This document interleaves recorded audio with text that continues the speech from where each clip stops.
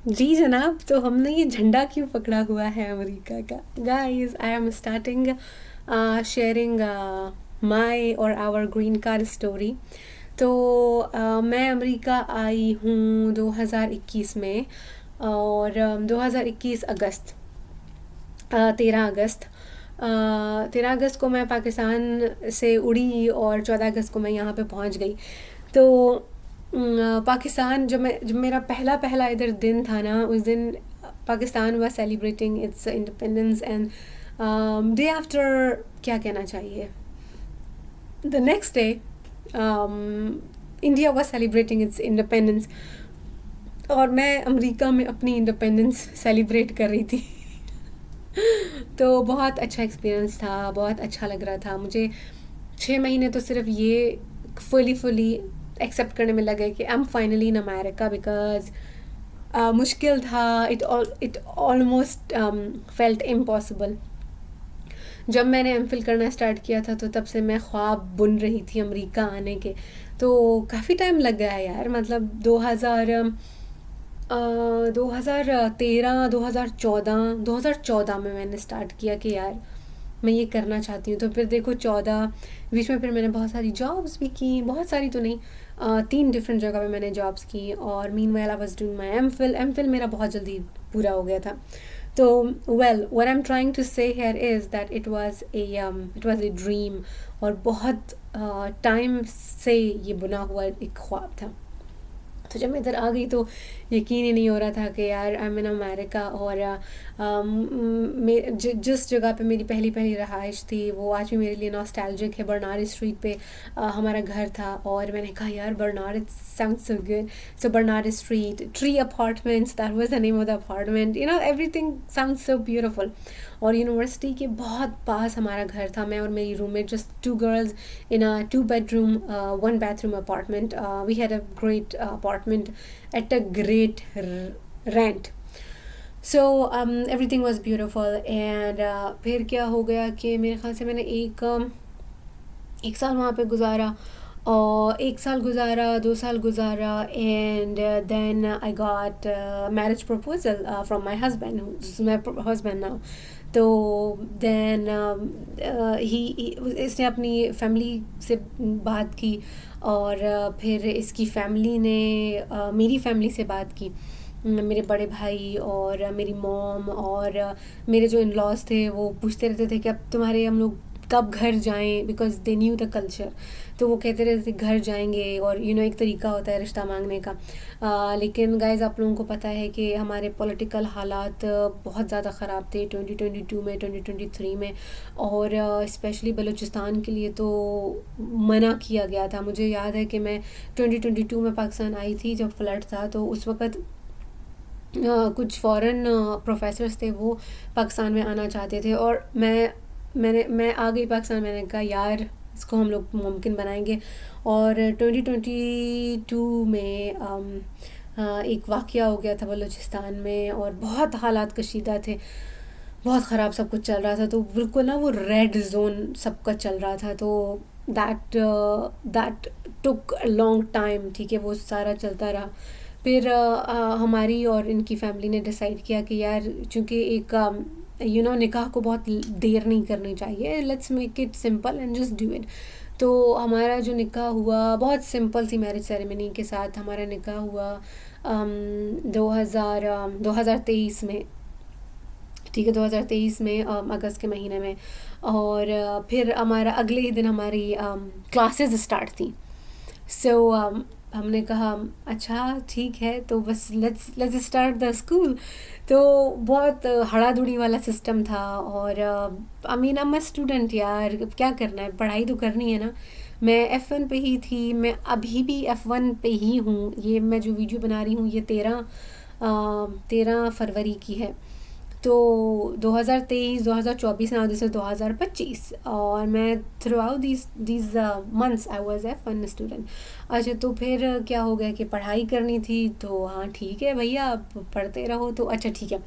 फिर क्या हो गया गाइज, हम लोगों ने फिर 2024 शुरू हो गया, तो हमने कहा कि यार अब इसके ऊपर काम करना है, जो परमानेंट रेजिडेंसी की जो चीज़ है उसके ऊपर काम करना है, बिकॉज़ पॉलिटिकल चीज़ें भी हो रही थी और पता नहीं हालात कैसे होते।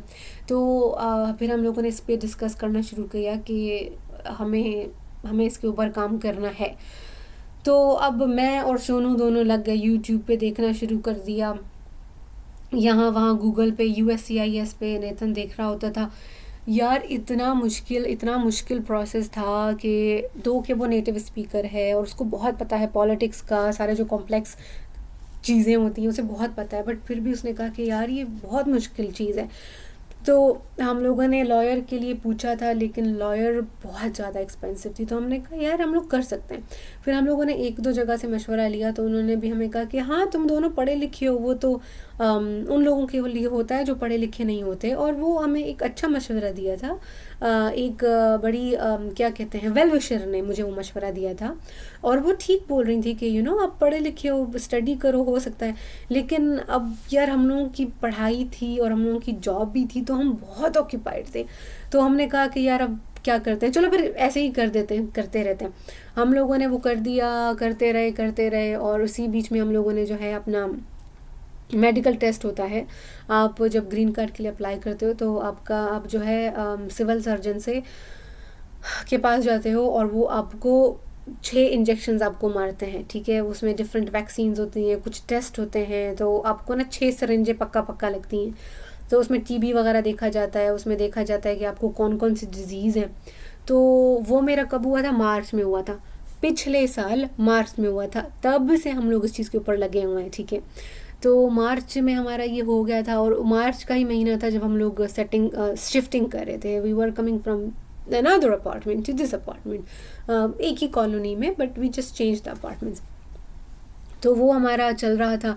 फिर हम लोगों ने वो इंजेक्शन वाला काम किया, तो फिर एक बार मैं गई इंजेक्शन लगवाने ना CVS। तो मैं अभी हम लोगों को पता नहीं है कि ये कितने सिवियर होते हैं, तो मैंने कहा लगा दें आप, एक दो इधर लगा दें, एक दो इधर लगा दें, वो पाकिस्तानी सोचना कि कुछ नहीं होता, लगा दो।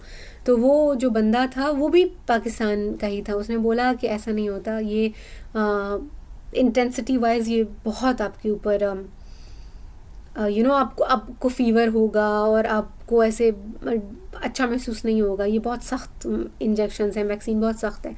तो हम तो प्रेफर करते हैं कि 7-7 दिन के गैप से लगाया जाए। तो आप कह रही हैं कि इधर 2 लगा दो, इधर 2 लगा दो, तो उन्होंने कहा नहीं ऐसा हम लोग नहीं कर सकते, मेरे लिए हालात ख़राब हो जाएंगे, क्योंकि हर चीज़ रिकॉर्ड में आ जाती है। तो हमने कहा चलो ठीक है फिर। तो हम लोगों ने उसको एक एक करके लगाना शुरू किया। तो 7 वैक्सीन्स थी, तो आप सोच सकते हैं कि काफ़ी टाइम उसमें लगा होगा। अच्छा, फिर एक और चीज़ हम लोगों ने की थी कि हम लोगों ने कहा कि एक इंटेंस वैक्सीन और एक बिल्कुल लाइटेस्ट वैक्सीन का कॉम्बिनेशन बना के ना एक दिन में 2 लगा दो। तो मुझे याद है मैं अगले दिन मेरी इतनी मुझे मौत आई होती थी कि मेरा हाथ तक नहीं उठता था, और मुझे क्लासेस लेनी होती थी, तो मैं क्लास में ऐसे मर के जा रही होती थी। मेरे ख्याल से एक दफ़ा मैंने क्लास मिस की थी, मैंने अपनी प्रोफेसर को बोला कि मेरी तबीयत बहुत ख़राब है, मुझे बुखार हो गया था, मेरे ये हाथ बहुत ज़्यादा दर्द कर रहे थे, पाँव दर्द कर रहे थे। मैंने कहा कि यार मैं उठ भी नहीं सकती हूँ, आई एम सो डेड। तो दैट वाज नॉट फन, और वो इजी प्रोसेस भी नहीं था, लेकिन करना था। तो अब मैंने कहा कि यार जैसे मुझे अमेरिका की मैंने एयर टिकट ली, तो मुझे बताया गया कि यार तुमको ना ये वैक्सीन करानी है, उसके अलावा तुम्हें छोड़ेंगे नहीं, तुम्हें अमेरिका नहीं आने देंगे। मैंने कहा यार जो वैक्सीन ठोकनी है बॉडी में ठोको, कुछ भी डालना है डाल दो, मेरे को नहीं है परवाह। तो आई मीन आपके पास और कोई तरीका ही नहीं है। एक तो आप पाकिस्तानी हो, ठीक है, और फिर आप स्टूडेंट उस पर जा रहे हो, तो आपको ये सब चीज़ें पूरी करनी है। अगर आप पूरी नहीं करते तो वो कहेंगे बाय बाय गेट आउट। तो मुझे वो नहीं चाहिए था, तो मैंने कहा यार जो भी वैक्सीन बोलोगे मैं लगाऊंगी। मैंने फाइज़र लगवाई थी। उसके बाद 2022 में जब मैं पाकिस्तान आई थी, तो फिर मैंने एक और वैक्सीन का भी कोर्स कर लिया था।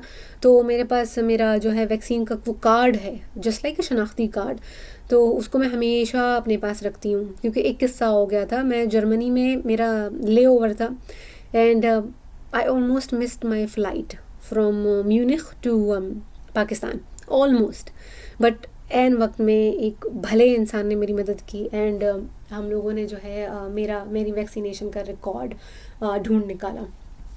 तो गाइज़ ये किस्सा था कि मेरी वैक्सीन हो गई और मैंने मुझे ना वो कभी गूगल पे दिखाई देता ये वैक्सीन ऐसी होती है वैसे होती है। मैंने कहा यार हम बेचारे कुछ ओपिनियन रख सकते हैं, हम कोई वॉइस रख सकते हैं। आप जब थर्ड वर्ल्ड कंट्री से आते हो ना यार, आप कुछ भी नहीं होते हो गाइज, लेट्स एक्सेप्ट इट। तो आपको ये सब कुछ करना पड़ता है। तो मैंने कहा कि यार जितनी भी वैक्सीनें लगानी है लगा लो।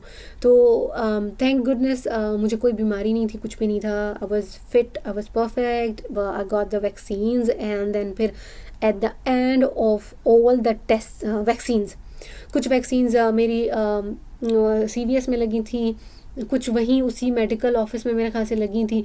अच्छा, फिर वो जो मेरी जो सिविल सर्जन थी उन्होंने भी मुझे इंजेक्शंस लगाए थे। I think they took my blood, वो उनकी क्लिनिक में हुआ था। और मेरे पास नेथन की इंश्योरेंस थी, वो बहुत एक्सपेंसिव होता है, लेकिन मेरे पास नेथन की आर्मी की इंश्योरेंस थी, तो मेरा सब कुछ वेव हो गया था।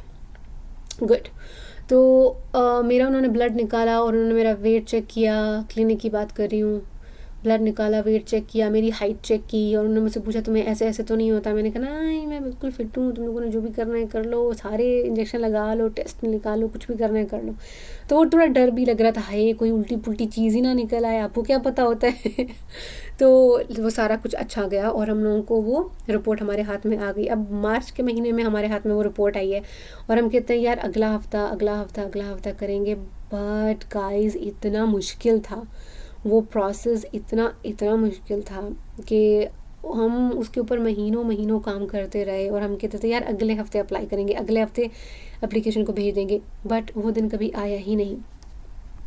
उसके बाद गर्मियों में क्या हो गया कि मैं सैन एंटोनियो चली गई और मैंने पाकिस्तान के लिए अप्लाई किया था। एक फंडिंग थी UNT में, मैंने उसके थ्रू पाकिस्तान के लिए अप्लाई किया था कि मैं जाऊंगी और मैं रिसर्च करूंगी। छोटा सा रिसर्च था वो गर्मियों के लिए। तो वो उस वक़्त मेरा जो है उन्होंने मेरे केस को अंडर रिव्यू कर लिया UNT ने। तो वो जो है चेक करते हैं, हमारे जैसे लोग ना जब जाते हैं वापस अपने मुल्क में और अगर फंडिंग UNT से आई हुई है तो वो लोग ये देखते हैं कि आप सेफ़ जगह पे जा रहे हो या नहीं। तो मैं UNT की स्टूडेंट हूँ, मेरी ज़ात, मेरा वजूद UNT के लिए बहुत इम्पॉर्टेंट है, ठीक है। तो उन्होंने एक लंबी चौड़ी रिपोर्ट कंडक्ट की और उन्होंने कहा कि UNT जो रिस्क मैनेजमेंट है, उन्होंने कहा कि सेफ़ नहीं है आपका वहाँ पे जाना, तो हम आपको इजाज़त नहीं दे सकते, और वो रिजेक्ट हो गया। तो I couldn't go to Pakistan. अच्छा, फिर क्या हो गया, फिर उन्होंने कहा कि चलो फिर तुम्हारे ग्रीन कार्ड के ऊपर काम कर लेते हैं, क्योंकि once you apply for a green card you cannot leave America। हाँ, आप एडवांस पैरोल के लिए अप्लाई कर सकते हो। एडवांस पैरोल इज़ के आप जो हो, जब आप अप्लाई करोगे ग्रीन कार्ड के लिए तो आप बोलोगे उन्हें कि यार मेरे को इस टाइम में विज़िट करना है, और ये मैं एक अलग से वो एप्लीकेशन होती है, you submit that with your application, और फिर आपका वो एक्सेप्ट होता है। Once it is accepted then you can leave your once it is accepted then you can leave America। तो हमने कहा कि यार चलो उसका भी देखना पड़ेगा, what is the process। उसकी कोई फ़ीस नहीं होती है, बट यू check that। अच्छा, फिर क्या हो गया, हम लगे रहे। अब हमारे दिमाग में नहीं आ रहा कि हम अटर्नी को हायर करें, कुछ ऐसी हेल्प लेना। हम लोग इसके ऊपर लगे रहे और फिर जो है शोनू ने देखा कि आपको सर्टन अमाउंट आपको अर्न करना पड़ेगा, हस्बैंड एंड वाइफ को जो है मिला के एक सर्टन अमाउंट अर्न करना पड़ेगा। तो अब वो एक प्रॉब्लम हो गया, क्योंकि मैं भी स्टूडेंट हूँ, शोनू भी स्टूडेंट है, और हम दोनों के पास छोटी छोटी सी जॉब्स हैं। शोनू जो है वो आर्मी में है, ड्रिल पे जाता है, और बाकी वो UNT का स्टूडेंट है। तो वो जो ड्रिल पे है वो रिज़र्व्ड में से है, तो उसके लिए उसके इतने पैसे नहीं होती हैं। वो 1 महीने में एक बार आप ड्रिल के लिए जाते हो, दैट्स इट, उसी के थोड़े से पैसे आते हैं। अच्छा, फिर दूसरा मेरा तो रिसर्च असिस्टेंटशिप था, उसके भी इतने पैसे नहीं थे।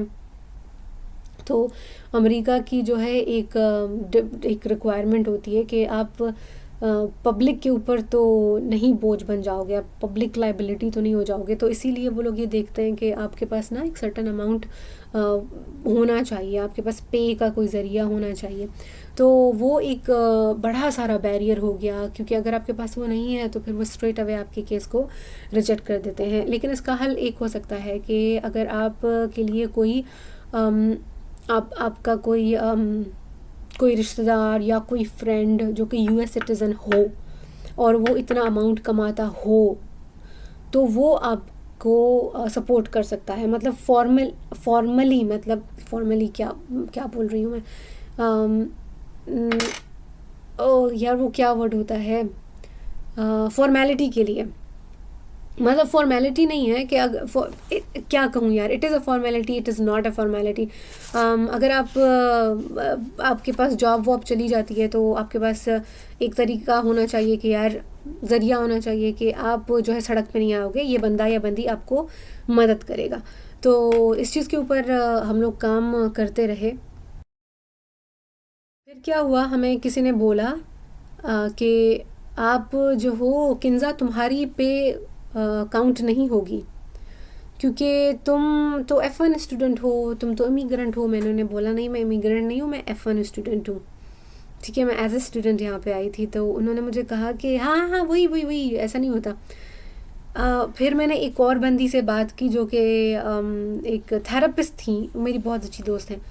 तो उन्होंने कहा नहीं ऐसा तो नहीं होता, ये क्या कानून तुम्हें किसने बताया? मैंने कहा यार एक लॉयर है, ही इज़ फ्रॉम पाकिस्तान। उन्होंने मुझे कहा कि तुम्हारा तो, मैंने उस सोनू से उसकी बात करवाई लाउड स्पीकर पर, उसने सीधा सीधा में बोल दिया कि नहीं हो सकता, तुमको फुल टाइम, उसने मेरे शौहर को बोला कि तुमको फुल टाइम जॉब ढूंढनी पड़ेगी और इतने पैसे तुम्हें कमाने पड़ेंगे तब तुम इसका अप्लाई कर सकते हो। तो मैंने कहा चलो अब फिर से चुप करके बैठ जाओ। तो फिर लेकिन ये एक ऐसा वक्त था कि जब मैंने कहा कि यार मेरे ख्याल से हम लोगों को एक अटर्नी की ज़रूरत है, क्योंकि आधे लोग ऐसा बोल रहे हैं, आधे लोग ऐसा बोल रहे हैं। फिर क्या हुआ, मेरी उसी ही जो मेरी साइकेट्रिस्ट दोस्त थी उसने मुझे एक नंबर भेजा, उस पर मैंने कॉल किया। तो वो ख़ातून थी, वो बैठी हुई थी सियाटल में। तो उनसे मैंने अपना सवाल पूछा। उन्होंने मुझे कहा कि तुम क्या क्या तुम्हारी पे यूनिवर्सिटी से आती है, क्या उसके डॉक्यूमेंट्स है, क्या तुम टैक्स पेयर हो? मैंने कहा जी बिल्कुल, सब कुछ ऐसा ही होता है। मैंने कहा मेरा बैंक है, मेरा सिक्योरिटी नंबर है, सोशल सिक्योरिटी नंबर है, और हर चीज़ कानूनी तरीके से होती है, दस्तावेज़ के साथ होती है। I have the record of everything. और मैं एम्प्लॉयड हूँ यूनिवर्सिटी में और मैं टैक्स पेयर हूँ, so everything is transparent and fair. तो उन्होंने बोला बिल्कुल तुम्हारी पे काउंट होगी towards your green card application.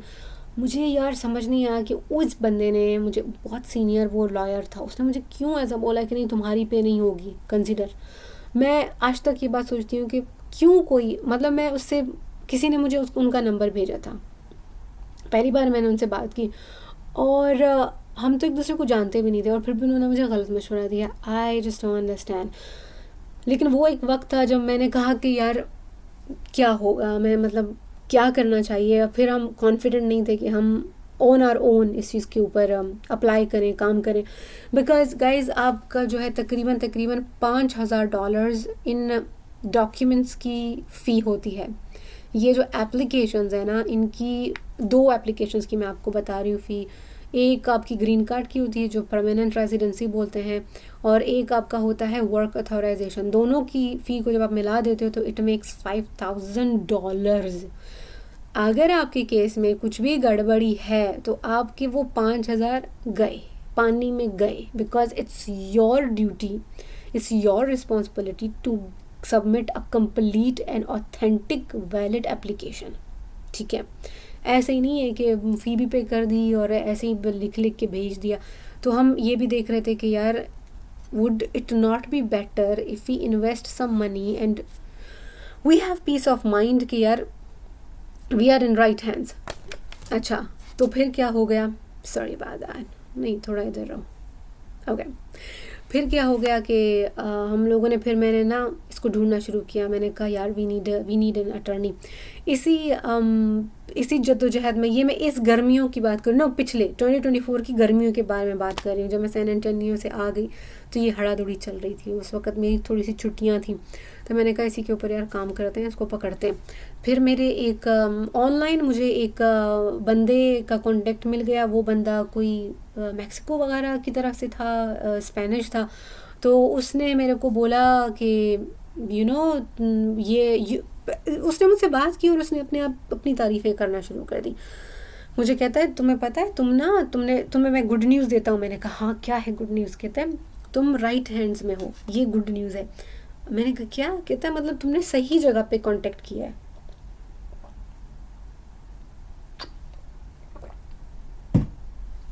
अच्छा, मुझे अजीब सा लगा। मैंने कहा यार मतलब तुम सीधा सीधा अपनी तारीफ़ें कर रहे हो, ये क्या बात हो गई?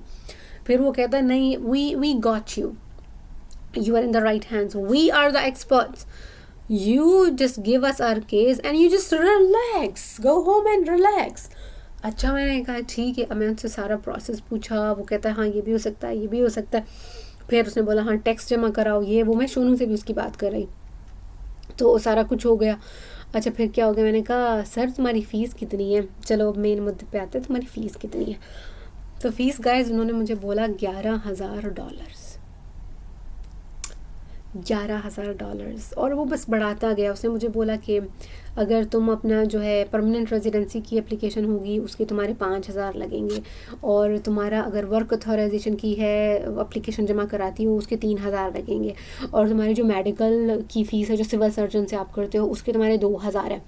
इतने उसने पैसे मुझे बोले। उसने 11,000 का बिल दे दिया। मैंने कहा sir this is too much for us, we both are students.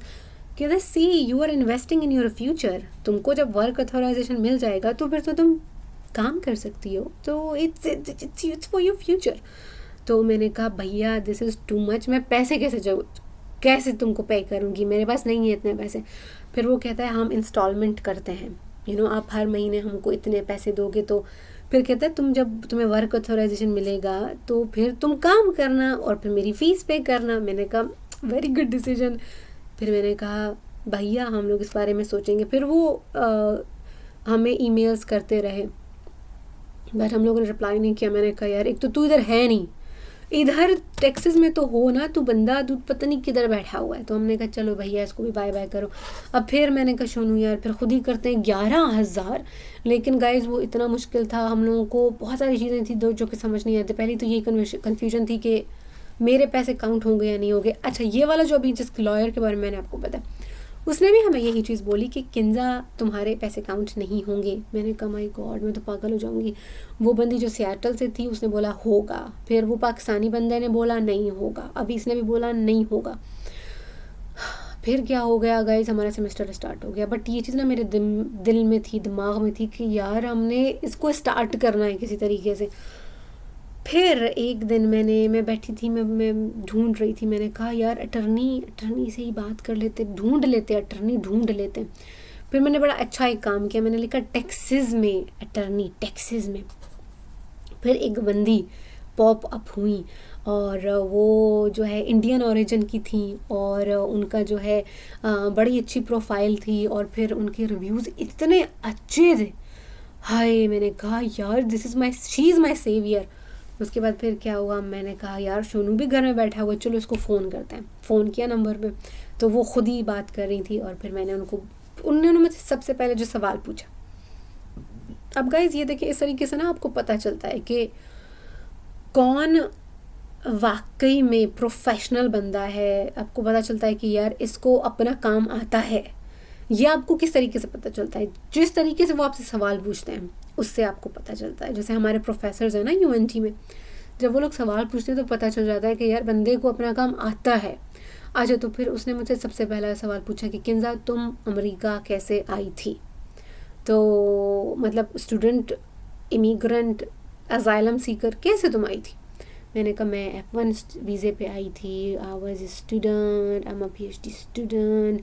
सारा कुछ मैंने उन्हें बताया। तो उन्होंने पूछा काम करती हो यहाँ पे, कौन सा साल है, PhD कर रही हो, तुम लोगों की शादी कब हुई है, तुम्हारा शौहर अच्छा यूएस सिटीज़न है या तुम्हारा शौहर ग्रीन कार्ड होल्डर है, इससे भी बहुत फ़र्क पड़ता है आपकी कैटेगरी में। तो गाइस अमेरिका में सबसे जो पहले प्रायोरिटी सबसे ज़्यादा दी जाती है वो यूएस सिटीजन्स की के स्पाउसेस को दी जाती है। ठीक है, जैसे कि अब नेथन है वो अमेरिका का ही बंदा है, वो नेटिव अमेरिका मतलब सिटीज़न है अमेरिका का, तो वो ग्रीन कार्ड होल्डर नहीं है। तो उसकी वाइफ होने की वजह से जब मेरी एप्लीकेशन गई है तो उन्होंने मेरे को प्रायोरिटी पे रखा है।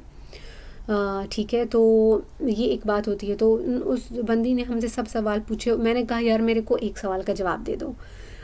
सवाल ये है कि क्या मेरे पैसे काउंट होंगे या नहीं। तो उन्होंने मुझसे फिर एक बड़ा प्यारा सवाल पूछा कि तुम टैक्स देती हो अपने पैसे का। मैंने कहा जी देती हूँ। फिर उन्होंने कहा कि तुम्हारा जो है डॉक्यूमेंटेशन होती है, तुम जो पैसे कमाती हो यूनिवर्सिटी में, ठीक है, तुम्हारे जो पे चेक्स आते हैं क्या उनकी डॉक्यूमेंटेशन है, कोई रिकॉर्ड है। मैंने कहा जी बिल्कुल है। उन्होंने बोला बिल्कुल तुम्हारे जो पैसे हैं वो काउंट होंगे इस केस की तरफ। तो मैंने कहा दैट इज़ ग्रेट। फिर मैंने उनसे पूछा कि आपकी फ़ीस कितनी है। तो गाइज़ उनकी फ़ीस तकरीबन उन्होंने दो उसके लिए ना एप्लीकेशंस के लिए, एक तो है एडजस्टमेंट ऑफ स्टेटस, ठीक है, और दूसरी जो है वो है वर्क अथॉराइजेशन। दोनों की फ़ीस को मिला के तकरीबन 5,000 हो गए थे। तो मैं और सोनू अब सोच रहे हैं, उस बंदी ने सोनू से भी बात की तो हर चीज़ बहुत अच्छी गई, बहुत अच्छी गई। फिर 5,000 उसने बोला तो उन्होंने अच्छा दो थे, अगर आप एट वंस पे करते हो तो एक अमाउंट था, लेकिन अगर आप इंस्टॉलमेंट्स में करते हो हर महीने आप एक अमाउंट पे करते हो, मिसाल के तौर पर 350, आप हर महीने 350 पे करते हो तो फिर आपका जो है थोड़ा सा ज़्यादा अमाउंट था। तो मेरे ख्याल से ये किस्तों में, पाकिस्तान में भी हम जब किस्तों में कोई चीज़ लेते हैं तो उसके ज़्यादा पैसे हमें देने होते हैं, तो हमारे पास तो नहीं थे इतने पैसे। तो मैंने कहा यार हम फिर वो किस्तों वाला किस्सा कर लेते हैं। तो मैंने उनको बोला ठीक है अभी हम कर देते हैं, किस्तों वाला किस्सा कर देते हैं। तो I kept on asking her so many questions. फिर उन्होंने मुझे कहा कि तुम ऐसा करो कि this is my email ID, मुझे इस ईमेल आईडी पे मैं तुम्हें एक फॉर्म भेज रही हूँ, तुम उस पर ये सारे सवालों के जवाब दे दो और इसको तुम लोग फिल कर दो, ठीक है। फिर उसके बारे में मैं एक और व्लॉग बनाऊंगी गाइस कि प्रोसेस कैसे स्टार्ट हुआ। अब सिर्फ मैं इतना बताना चाह रही हूँ कि यार हम लोगों को कैसे बेस्ट अटर्नी मिली। और उसने फिर मुझे मैसेज किया, जैसे हम लोगों ने फ़ोन कॉल काटी, उन्होंने मुझे एक लिंक भेजा, उन्होंने कहा यहाँ पे आप मेरे रिव्यूज़ देख सकते हो। तो वो मैंने खोल के देखे, इतने अच्छे उनके रिव्यूज़ थे और एज अ फैमिली मेम्बर उन्होंने ना लोगों को सपोर्ट किया हुआ था। और फिर पहली जो पेमेंट करनी थी आई थिंक वो थी 850 पहली पेमेंट, लेकिन उसके बाद की जो पेमेंट्स हैं वो थी 350 हर महीने। तो अब हर महीने की पहली तारीख को मैं 350 देती हूँ। पहली वाली जो इंस्टॉलमेंट थी वो थी 850। तो स्ट्रगलिंग टाइम है, चीज़ें मुश्किल हैं, लेकिन नामुमकिन कुछ भी नहीं है, हर चीज़ मुमकिन है। तो अब हम लोग लगे हुए हैं कि देखो क्या होता है गाइस। तो मैं आप लोगों को अपडेटेड क्या यार, ये जब आप वीडियो देख रहे होंगे तब इंशाल्लाह मेरे पास ग्रीन कार्ड होगा। तो ये वीडियो नंबर 1 है। इसके बाद की वीडियो में आपको फर्दर चीज़ों के बारे में मैं बताती जाऊँगी। Thank you for watching guys, bye.